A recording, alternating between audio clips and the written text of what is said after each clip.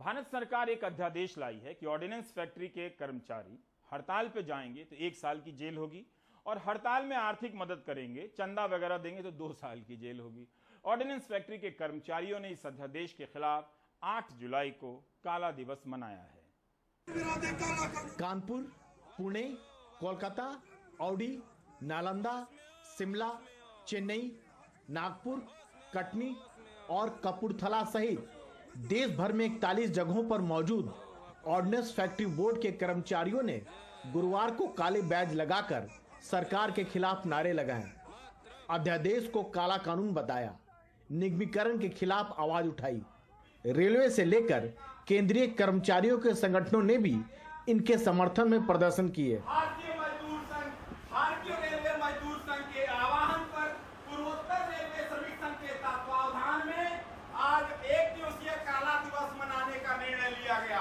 आप साथियों से अनुरोध है कि ब्लैक बैज लगाकर भारत सरकार के इस अलोकतांत्रिक निर्णय का विरोध करने का कष्ट करें। धन्यवाद। हमारी आवाज को दबाने के लिए, कुचलने के लिए जो ये काला अध्यादेश लाया गया है, हम इसको स्वीकार करने वाले नहीं हैं। और यह एक अजीब संयोग है कि ऐसा काला कानून लाने वाले मंत्रालय, कानून और न्याय मंत्रालय के माननीय मंत्री जी कल अपने पदभार से मुक्त हो गए। इसे हम एक अजीब संयोग भी मानते हैं। सरकार ने निर्मम, निर्दयी और निरंकुश एक कानून लाया है जिसमें हड़ताल के हक को छीन लिया गया है। हड़ताल का हक का छीनना मजदूरों के लिए बंधुआ मजदूर से भी बदतर हालत की ओर ढकेल देना है। ये इसका संदर्भ है। कॉर्पोरेटाइजेशन को रोकने के लिए हम हड़ताल पे जा रहे थे, उसको रोक लगाने के लिए वर्तमान सरकार ने जो काला कानून लाया है उसका इस तरह विरोध होना चाहिए ताकि सरकार को हमेशा ये याद रहे।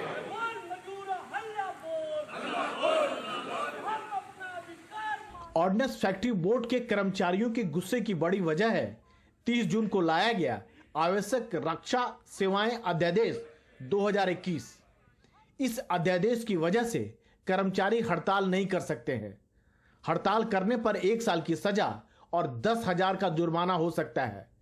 किसी और को उकसाने पर भी 2 साल की सजा और 15,000 रुपए का जुर्माना भरना पड़ सकता है। कर्मचारियों को लगता है कि सरकार इसके जरिए उनके विरोध के लोकतांत्रिक अधिकार को छीनने की कोशिश कर रही है। देश का आजादी का बाद कितना भी वार हुआ, इंडो पाकिस्तान वार, बांग्लादेश लिबरेशन वार, कारगिल वार, ये सभी वार हमारा तो सेना ने जीत गया।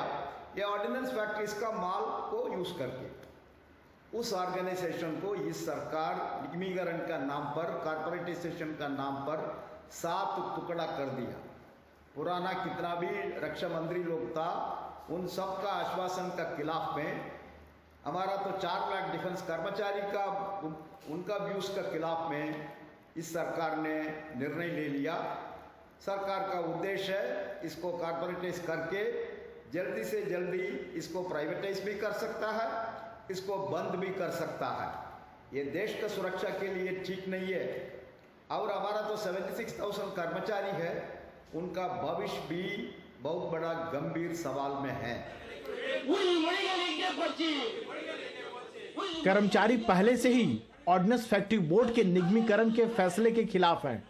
उनको लगता है इसी बहाने सरकार इन कारखानों को निजी हाथों में बेच देगी।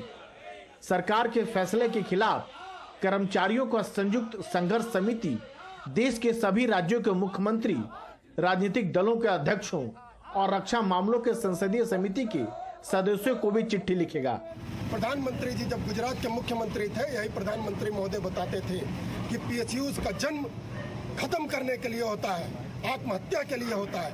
आज यही प्रधानमंत्री महोदय अपने मित्रों का सहयोग लेकर, पूंजीवादियों का सहयोग लेकर हमारी आयुध निर्माणियों को कॉर्पोरेशन में तब्दील कर रहे हैं। इसका मतलब वो हमें मारना चाहते हैं, आयुध निर्माणियों को खत्म करना चाहते हैं, देश की आत्मनिर्भरता को समाप्त करना चाहते हैं रक्षा क्षेत्र में।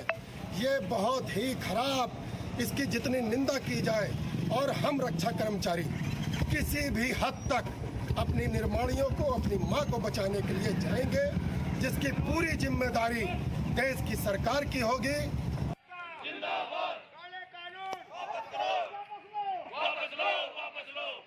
16 जून को कैबिनेट की बैठक में मोदी सरकार ने ऑर्डिनेंस के सारे कारखानों को 7 कॉरपोरेशन में बांटने का फैसला किया है। तर्क दिया गया कि इससे इन कारखानों में सेना के विश्व स्तर के आधुनिक हथियार बन सकेंगे। इसके खिलाफ कर्मचारी संगठनों ने 26 जुलाई को हड़ताल का ऐलान किया।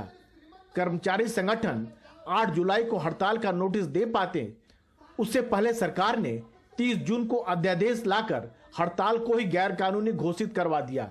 अब कर्मचारी संगठन अध्यादेश के खिलाफ कोर्ट जाने की तैयारी में भी हैं। भारत सरकार के कानून एवं न्याय मंत्रालय ने एक अधिसूचना जारी की 30 जून को, और ये कहा कि डिफेंस सेक्टर में कहीं भी कोई आप स्ट्राइक नहीं कर सकते हैं, स्ट्राइक के समर्थन में कुछ नहीं कर सकते हैं। अगर आपने स्ट्राइक किया तो आपको जेल भेज दिया जाएगा, 2 साल की जेल होगी, 15,000 तक का जुर्माना हो सकता है। इस तरह से हमारी आवाज़ को दबाने की कोशिश की जा रही, और इस मामले में हम सब ने तय किया कि 8 जुलाई को हम सब देश भर में रक्षा प्रतिष्ठानों में एवं उनके अलावा अन्य भी जो श्रमिक संगठन हैं वो सब अपने अपने संस्थानों के अंदर ब्लैक डे, काला दिवस के रूप में मनाएंगे। हम सारे कर्मचारी, हम पूरे हिंदुस्तान के कर्मचारी इस केंद्र सरकार के खिलाफ ये काला कानून वापस जब तक सरकार नहीं लेगी, हम समयबद्ध तरीके से और लोकतांत्रिक तरीके से हमारे तीनों फेडरेशन इस सरकार को झुकाने के लिए प्रयासरत रहेंगे। और ये आंदोलन आज तो शुरुआत है, ये आंदोलन मोहल्ले मोहल्ले घर घर जन जागरण करेंगे कि सरकार ने हमारा मौलिक अधिकार छीना है। देश के लिए हथियार बनाने वाले कामगारों को भी काला दिवस मनाना पड़े तो यह चिंता की बात है। अच्छा हो सरकार बातचीत कर मामला सुलझाए। यह हजारों लोगों के भविष्य का मामला है और देश की प्रतिरक्षा के कड़ी का एक अहम पहलू भी। नई दिल्ली से राजीव रंजन, NDTV इंडिया।